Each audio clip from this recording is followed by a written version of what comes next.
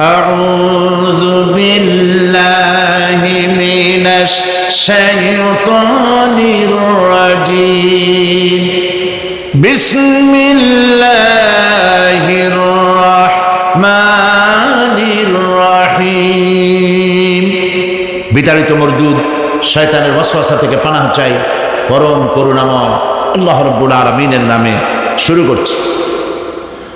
ألم نجعل الأرض مهادا والجبال أوتادا وخلقناكم أزواجا وجعلنا نومكم سباتا وجعلنا الليل لباسا وجعلنا النهار معاشا وبنينا فوقكم سبعا شدادا وجعلنا سراجا وهاجا وأنزلنا من المعصرات ماء سجاجا لنخرج به حبا ونباتا وجنات ألفافا সাদাকাল্লাহুল আযীম। আমি আজকে যে আয়াতগুলি তেলাওয়াত করেছি এই আয়াতগুলির মধ্যে দেখা দৃষ্টান্তগুলি আল্লাহ চোখে দেখা দৃষ্টান্তগুলিকে আঙ্গুল দিয়ে দেখাচ্ছেন যে দেখো এইগুলি যে আল্লাহর পক্ষে সম্ভব, তিনি তোমাকে মৃত্যুর পরে জিন্দা করাও তার জন্য সম্ভব। সেজন্য তিনি বলছেন ألم نجعل الأرض مهادا والجبال أوتادا। এটা কি সত্য কথা নয় যে আমি তোমাদের জন্য এই পৃথিবীকে একটি বিছানা হিসাবে বানিয়ে দিয়েছি, আর এই পৃথিবীর উপরে পাহাড়গুলি দিয়ে পেরেকের মতো পাহাড়গুলিকে প্রথিত করে দিয়েছি। ওয়াখালাকনাকুম আজওয়াজা, এবং পৃথিবীর মানব বংশ অথবা যে কোনো প্রাণী এবং জন্তুর বংশ বৃদ্ধির জন্য তোমাদের স্ত্রী জাতীয় এবং পুরুষ জাতীয় জোড়ায় জোড়ায় সৃষ্টি করেছি। ওয়াজআলনা নাওমাকুম সুবাতা, আর তোমাদের জন্য তোমাদের ঘুমকে শান্তির বাহন করেছি। ওয়াজআলনা লাইলা লিবাসা, আর রাতকে করেছি আবরণ অথবা আচ্ছাদন। ওয়াজআলনা নাহারা মাআশা, আর রুজি কামাবার জন্য দিনটাকে করেছি আলোকোজ্জ্বল। ওয়া বানাইনা ফাওকাকুম সাবআন শিদাদা, আর তোমাদের উপরে 7টি মজবুত আকাশ স্থাপন করেছি। ওয়াজআলনা সিরাজাম ওয়াহাজা, আর তাতে একটি অতি উত্তপ্ত অতি উজ্জ্বল একটি বাতি সৃষ্টি করেছি। وأنزلنا من المعصرات ماء سجاجا, এবং ঊর্ধ্ব দেশ থেকে অবিশ্রান্ত অবিরামভাবে বৃষ্টি বর্ষণ করি। কেন? লিনুখরিজা বিহি হাব্বান ওয়া নাবাতা, যাতে করে শস্য, শাক, সবজি, উদ্ভিদ আর নিবিড় বাগান সৃষ্টি করতে পারি। এই ছিল তেলাওয়াতকৃত আয়াতের শাব্দিক তর্জমা। আসুন এবার ব্যাখ্যায় চলে যায়। আল্লাহ পাক বলছেন দেখো এই পৃথিবীটাকে, এই জমিনটাকে একটি বিছানা হিসাবে আমি বিছায় দিয়েছি, শান্তিময় আবাস ভূমিতে পরিণত করে দিয়েছি এই পৃথিবীটাকে। আল্লাহ পাক বলছেন الذي جعل لكم الأرض مهدا وجعل لكم فيها سبلا لعلكم تهتدون, যিনি পৃথিবীকে তোমাদের জন্য দোলনা বানিয়ে দিয়েছেন আর সেখানে তোমাদের জন্য রাস্তা তৈরি করে দিয়েছেন যাতে তোমরা গন্তব্য খুঁজে পাও। সূরা নাবার মধ্যে আল্লাহ পাক পৃথিবীকে বলেছেন বিছানা, আর সূরা আয-যখরুফের মধ্যে বলেছেন দোলনা। পৃথিবীটাকে আল্লাহ কি বললেন? দোলনা। দোলনার মধ্যে শিশু যেমন শান্তিতে ঘুমায় থাকে, এই পৃথিবীটাকে তোমার জন্য শান্তিতে ঘুমাবার জন্য, চলাফেরা করার জন্য আমি এই পৃথিবীকে শান্ত করে দিয়েছি, সুবহানাল্লাহ।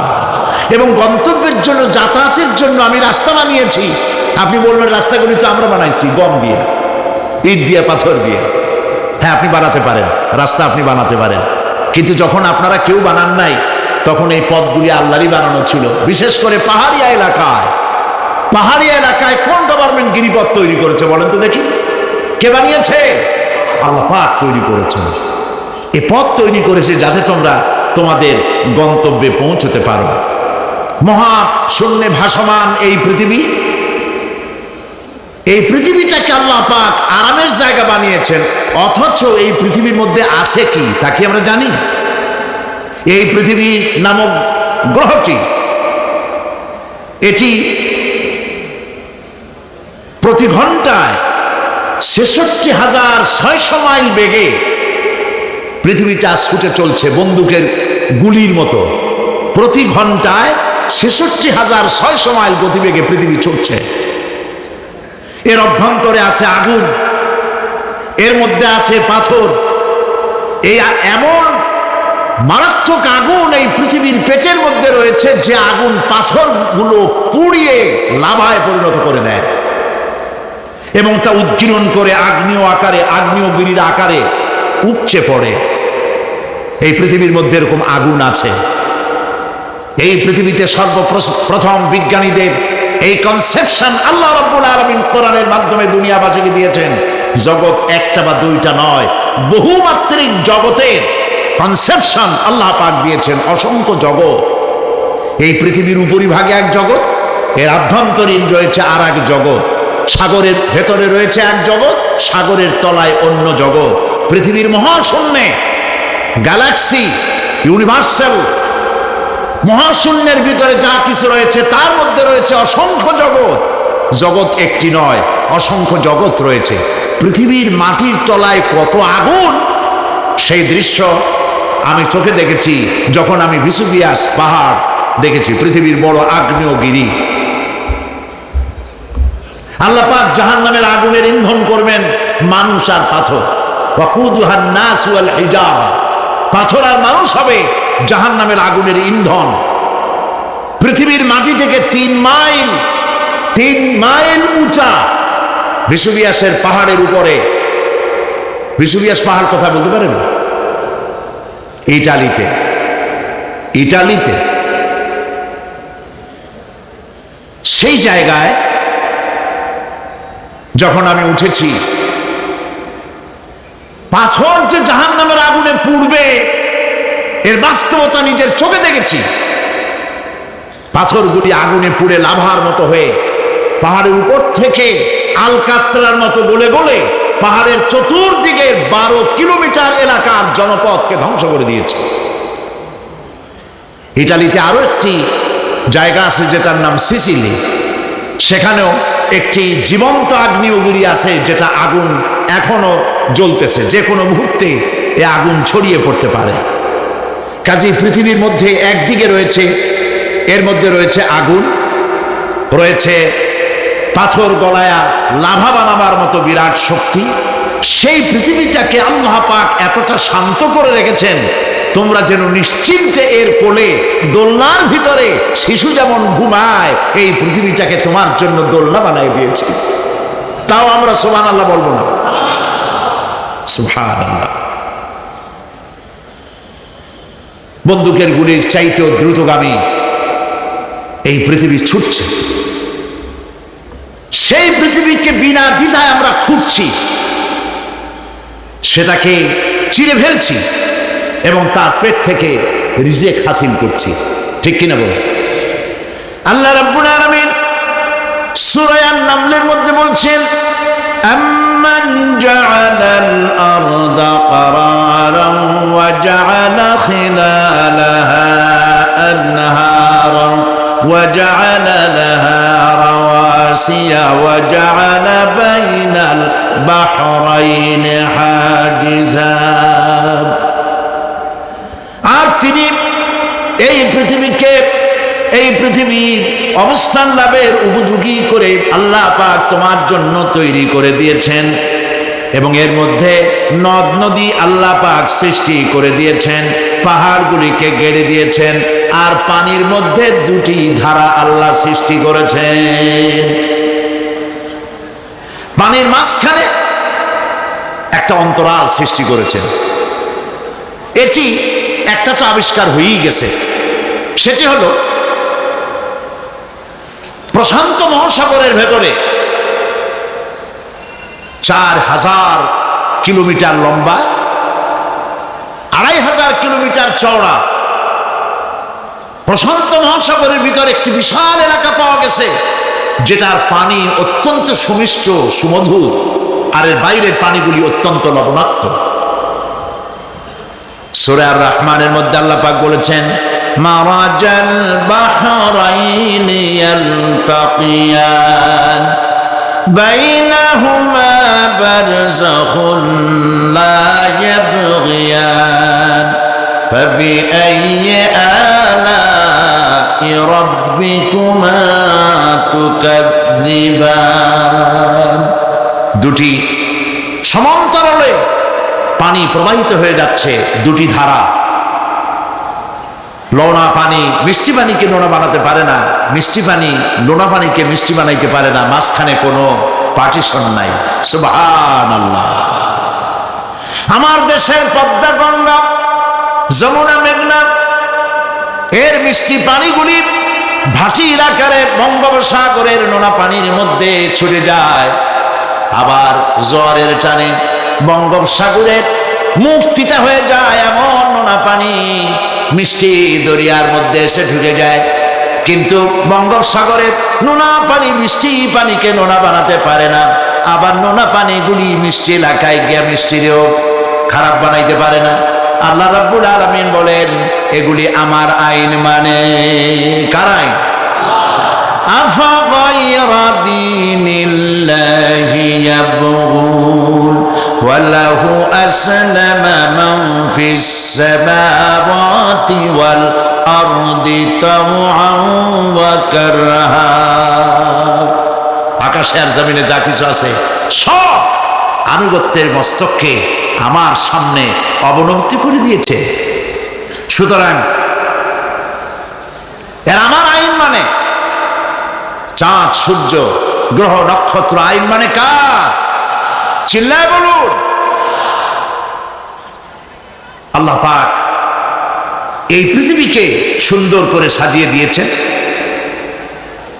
আবার এর মধ্যে তিনি মাঝে মধ্যে এই পৃথিবী একটু ভূমিকম্পন হয়, কিন্তু তা কোথাও কোথাও একসাথে না। একসাথে যদি সারা পৃথিবীতে ভূমিকম্প হইতো, সৃষ্টি জগতের অস্তিত্ব বিলুপ্ত হয়ে যেত। কথা বুঝতে পেরেছেন? এই জন্য আল্লাহ পাক বলেন, ইন্না ফি খালকিস সামাওয়াতি ওয়াল আরদি ওয়া ইখতিলাফিল লাইলি ওয়ান নাহার লাআয়াতিন লিউলিল আলবাব। নিশ্চয়ই আকাশ এবং জমিনের সৃষ্টির ব্যাপারে আর রাত আর দিনের পরিবর্তনের ব্যাপারে যারা জ্ঞানবান তাদের জন্য রয়েছে আল্লাহ পাকের নিদর্শন। এই ঘূর্ণায়মান পৃথিবী নিয়মিত ঘুরছে, সূর্যের কাছে চলে যাচ্ছে, আবার দূরে সরে আসতেছে। আর এই ঘূর্ণায়মান আসে বলে, সূর্যের কাছে যায় আর আসে বলে এক এলাকায় রাত হয় আর এক এলাকায় দিন হয়। এখন বাংলাদেশে রাত 9:15, আর ঠিক একই সময় আমেরিকার নিউ ইয়র্কে এখন দিনের 9:15। যদি এরকম অবস্থা না হতো, তাহলে এক এলাকার প্রাণীগুলি বাঁচত, অন্য এলাকার প্রাণীগুলি ঠান্ডায় ফ্রিজ হয়ে যেত। আমাদের এই পৃথিবী আল্লাহ পাকের এক অফুরন্ত নিয়ামত। এই অফুরন্ত নিয়ামত আল্লাহ পাক আমাদেরকে দিয়েছেন, আর এর মধ্যে এর অভ্যন্তরে রয়েছে মানুষের খাদ্য তৈরি করার মতো প্রাণ শক্তি মাটির মধ্যে আল্লাহ পাক দিয়েছেন। পৃথিবীটা এটি সূর্যকে আর চন্দ্রকে আল্লাহ পাক একটা নির্ধারিত মেজারমেন্ট করে রেখেছেন, একটা ঠিক সঠিক জায়গায় রেখেছেন। বিজ্ঞানীরা বলেছেন সূর্যর যে ডিগ্রিতে এখন আছে ওর থেকে কয়েক ডিগ্রি যদি নিচে নেমে আসতো, গোটা পৃথিবী জ্বলে পুড়ে ভস্ম হয়ে যেত। আবার সূর্যটা যেখানে আছে ওখান থেকে আরো কয়েক ডিগ্রি যদি উপরে উঠে যেত, তাহলে গোটা পৃথিবী ফ্রিজ হয়ে যেত, প্রাণী জগতের অস্তিত্ব শেষ হয়ে যেত। চাঁদ সম্পর্কে বলা হয়েছে চাঁদ যত ডিগ্রিতে আল্লাহ পাক স্থাপন করে রেখেছেন ওর থেকে কয়েক ডিগ্রি উপরে যদি উঠে যেত, গোটা পৃথিবী মরুভূমি হয়ে যেত। আর যদি কিছু নেমে আসতো, গোটা পৃথিবীতে জলোচ্ছ্বাস হয়ে পানিতে পৃথিবী ডুবে শেষ হয়ে যেত। তাও সুবহানাল্লাহ বলবো না? এ সমস্ত কুদরত কার? আল্লাহ পাক। আল্লাহ রাব্বুল আলামিন এরপরে বলছেন ওয়াল জিবালা আওতাদা, মাটিকে বানালাম বিছানা, আর এই বিছানাকে এটা যেন তোমাকে নিয়ে নড়াচড়া করতে না পারে সেই জন্য আমি পাহাড়গুলি পেরেকের মতো গেড়ে দিলাম। এখানে আছে যে পাহাড়কে পৃথিবীর মধ্যে পেরেকের মতো গেড়ে দিছি। কেন দিছি সেটি এসছে অন্য আয়াতে। আল্লাহ রাব্বুল আলামিন বলেন ওয়া আলকা ফিল আরদি রাওয়াসিয়া আন তামিদা বিকুম, আল্লাহ পাক বলেন তিনি জমিনে পর্বতের নঙ্গর, পর্বতের পেরেক রকম করে এই পৃথিবীর মধ্যে গেড়ে দিয়েছেন যেন পৃথিবীটা তোমাকে নিয়ে যেন হেলাদোলা করতে না পারে। এই পাহাড় পৃথিবীর ভারসাম্য রক্ষা করেছে। পাহাড়গুলি আজকে মানুষেরা কাটা শুরু করেছে ইন্ডাস্ট্রি বানাবার জন্য, বাড়িঘর বানাবার জন্য। পাহাড় যারা কাটছেন আত্মঘাতী কাজ করতেছে। প্রকৃতির ভারসাম্য, এনভায়রনমেন্ট নষ্ট তো আমরাই করতেছি, ঠিক কিনা বলেন? কারা নষ্ট করতেছে? আমরা নিজেরাই করতেছি, আত্মঘাতী কাজ করছি। এই পৃথিবীতে কত পাহাড় দরকার, কত গাছ দরকার, কত পানি দরকার, সে কথা কে বলতে পারবেন? বলেন সবাই। আল্লাহ পাকের যা কিছু তিনি সৃষ্টি করেছেন সেগুলির উপরে হস্তক্ষেপ করা, কিছু কিছু জিনিসের উপরে হস্তক্ষেপ করা মারাত্মক আত্মঘাতী। পাহাড়গুলি দিয়ে এই সুউচ্চ পাহাড় শুধু খিল বানায় রাখছেন আল্লাহ, পেরেক বানায় রাখছেন, শুধু তাই নয়, এই পাহাড়ের উপরে পানি জমে থাকে বরফ হইয়া। আমরা যখন প্লেনে যখন যাই, ঢাকা এবং চিটাগং যে ফ্লাইটগুলি আসা যাওয়া করে এগুলি 9,000, 10,000, 11,000 ফিট দিয়ে উচ্চতায় উড়ে আসে। কিন্তু আমরা যখন ইন্টারন্যাশনাল ফ্লাইটে উড়ি তখন সেগুলি চলে 35 থেকে 40,000 ফিট পর্যন্ত উচ্চতায় উড়ে যায়। পৃথিবী যে কত সুন্দর তা প্লেনে উঠলে বোঝা যায়। আর বাংলাদেশ যে কত সুন্দর মনোরম তা দেশের উপর থেকে প্লেনে উঠতে গেলে দৃশ্য দেখে, নয়নবিরাম দৃশ্য দেখে সেজদায় মাথা নত হয়ে আসে। সুবহানাল্লাহ, সুবহানাল্লাহ। আমার দেশ যে কত ভালো, আলহামদুলিল্লাহ বলেন। পৃথিবীর যে কোনো দেশের তুলনায় আমার দেশ অনেক অনেক অনেক ভালো, আলহামদুলিল্লাহ বলেন।